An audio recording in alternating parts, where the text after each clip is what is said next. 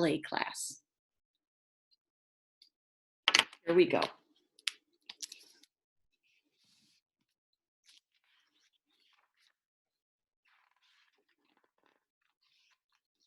And there's some French words in here that I might mess up a little bit, so please forgive me. The only boy in ballet class. Tucker Dorr loves to dance, but it's a long time until ballet class. So when he wakes up in the morning, that's when the waiting begins. First, he has to leap over Marbles, the cat, who likes to be in everybody's way. Then he has to spin past his tricky twin sisters, Blanche and Edie, who are always plotting. After that, he has to go way up on his tiptoe past his mom and her cup of coffee. Tucker tries not to make too much noise until after the coffee's all gone. Twice. Then he might have to chasse or passe des bourrées to school. He's going to do fancy moves on the way to school.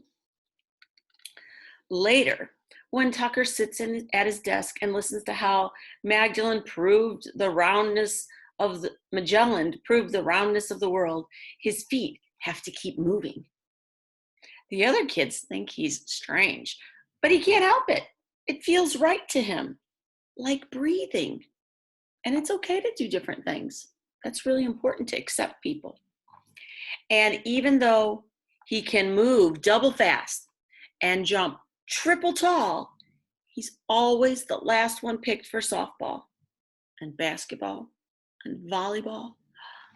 Look how you can tell how that makes him feel just by that picture. He tries to pretend he doesn't care. He reminds himself that he'd rather dance anyway.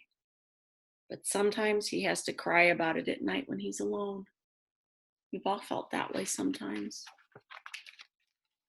When school is finally over, Tucker walks 3 blocks and turns where he passes the boys going to football practice with their cleats hanging over their shoulders. Oh, I think they look like they're being bullies. Tucker walks the other way with his dance bag hanging over his shoulder. That's when he hears it. Yo, tippy toe boy, where's your tutu? Dancing is for girls. No, it's not. Tucker wants to tell them that dancing can be for anyone, even them, but he just keeps his eyes low and his feet moving instead. Wow. As soon as Tucker pushes open the door to Madame Claire's dance studio, it happens. He stands a little taller. When he takes off his shoes and pulls on his very worn-out ballet slippers, he jumps even higher than usual. It feels like flying. He likes to carve the air with the other dancers. Even though Tucker is the only boy in ballet class, no one teases him here. And before he can double blink, it's time to go home. So he has so much fun there, it goes fast.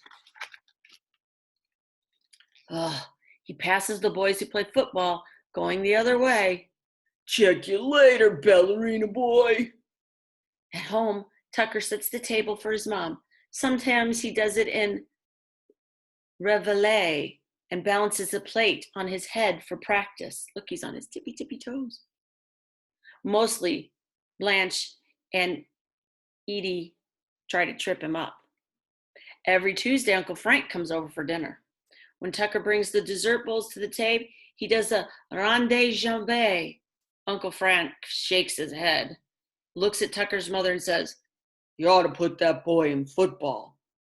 But he doesn't like football. He should do what he likes and what he's good at.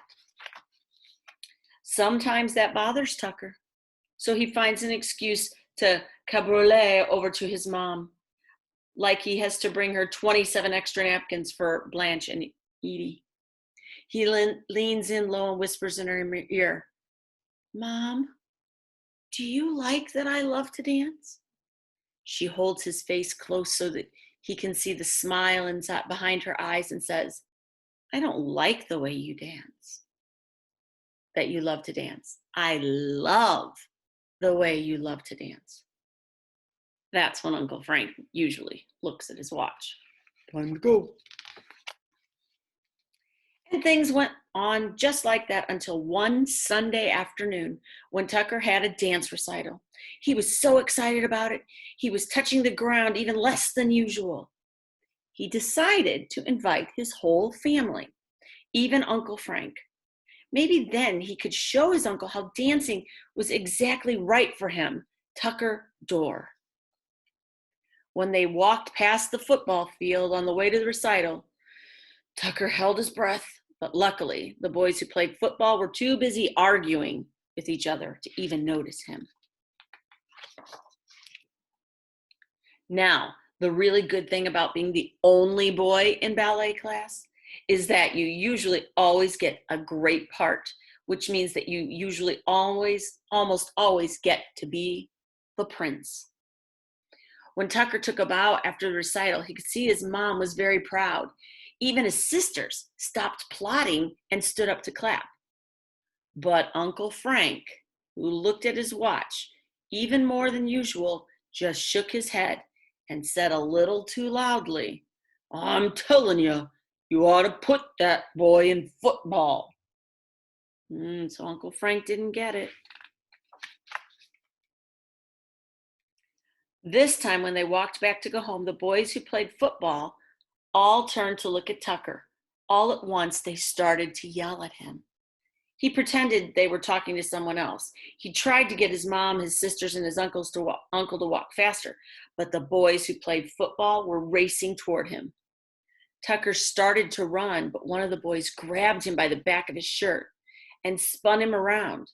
Tucker held his breath in and his fists up high when the boy said, "Hey, Twinkle Toes, you want to play football?" Oh, man. Tucker was so surprised by this question that he forgot to answer. The kid stepped closer. "They won't let us finish the game unless we have 11 players on the field, or we forfeit. And it's the championship. All you have to do is stand there." So they really need him now. Tucker started shaking his head no when a voice boomed over his shoulder. "He'd love to." Tucker knew who it was. He didn't even have to turn around. They put a way too big uniform on Tucker. And before he could even push the bowl of the helmet off his forehead to see, he was standing on the football field. They put Tucker behind the quarterback, way behind the quarterback, and way out of the way. In a split second, the ball was snapped. The quarterback caught it and started moving back to throw the ball when two boys on the other team slammed into him hard. The ball popped out of the quarterback's hands, up into the air, and dropped straight into Tucker's arms. And it stayed there. Ooh, do you think he could use those dance moves? Let's see. There was a moment when everyone was too stunned to move.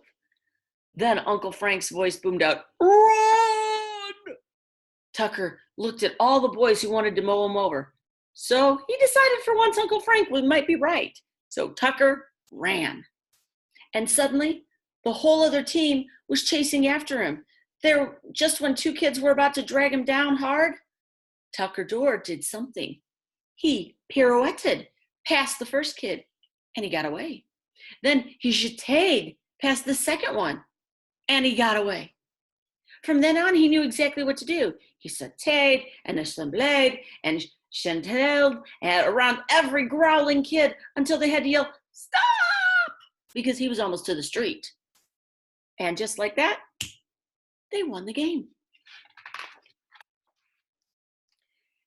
In the point of a toe, he was on the shoulders of every boy who had ever made fun of him, and they were carrying him across the field, chanting, "Tucker, Tucker, Tucker." Even Uncle Frank was dancing.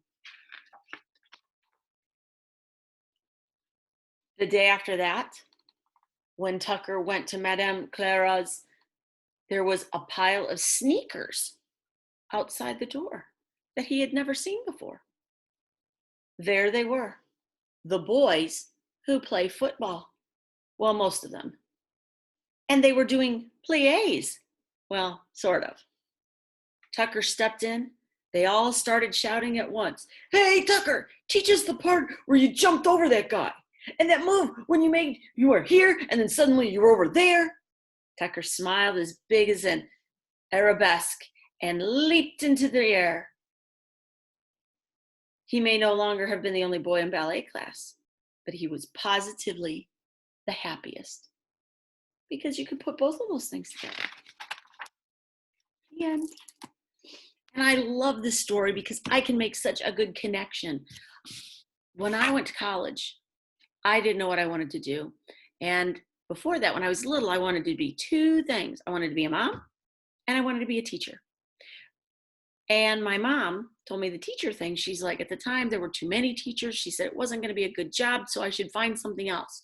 It would never make enough money. So I'm like, okay, my mom's pretty smart. I'm going to listen to her just like you listen to your moms. And so I went to college and didn't know what I wanted to do. And I thought, well, I want to help people. So I decided to be a nurse because my uncle had been in a really bad motorcycle accident and I saw how much they helped him. So I'm like, okay, I could do that. So I start taking my nursing classes and I'm like, oh, this is cool. Until I realized that they see blood. I don't like blood. And they had to do a lot of biology things and look at body parts. And I was like, whoa. So I said, that's not for me. So I thought, well, what am I good at? Well, I think I'd be a really good teacher. So maybe I should do that. But still my mom was like, no. So I said, well, I'm really good at numbers and I really like math. So maybe I should do something in business. So I started taking business classes and I was like, okay, I kind of get this. And I'm like, but I don't love it, but I might be able to do this. Until I went to work for the summer at a collection agency with my friend. And I got in front of the computer and I had to input all these numbers and do stuff. And I'm like, I was like, oh, this is way too boring for me. I can't just sit here because I'll fall asleep all the time. And so then I went back to school and I took some more classes, still not knowing what I wanted to do. And I finally took this one class called economics. I did not like economics. It did not like me. I didn't understand it. It was way over my head and way confusing. I came home from school crying and I called my mom and she's like, what's wrong? And I'm crying. And I'm like 20 years old and I'm crying to my mom. And I'm like, but Mom, it's not what I want to do. And she's like, well, what do you want to do? And I said, I want to be a teacher. I think I could be a good teacher. And I was so upset. She finally said yes. And I was like, she said, yes. Okay. I hung up the phone, I got on the bus and I went downtown and I changed my major before she could change her mind. And I started taking my education classes that next semester. I got great grades. I loved it. I got to do all the things I wanted to do. I got to read. I got to make lessons and find fun things for kids to do. And I got to do all that. And I realized this is what I'm supposed to do. And that's what you need to do when you decide on a job someday. And I'm sure you've been seeing all your parents working hard. You do something that you love, something that you're good at. And that's what Tucker teaches us. That's what he was good at. And we need to think about what are we good at and what makes us happy when we go to do that. Because you do a job for a long, long time. And you know what now? My mom says to me all the time, man, you're right. You're a teacher. You can teach anybody. I'm like, well, thank you. I take that as a compliment. And she's like, it is. And she's like, and your kids are so lucky. But I turn to her and I say, no, I'm the lucky one because they teach me. You teach me every day. And you make me want to come to school every day. You make me want to get up and talk to you every morning. You make me a better teacher. And I love you guys for it. So when you get older, find something you love to do. And you may not figure that out till you're in your 20s like me. But find something you love to do and go for it no matter what anybody says. What anybody tells you, just like Tucker, he kept dancing. Keep dancing. And I'll see you tomorrow, guys. Bye. I miss you.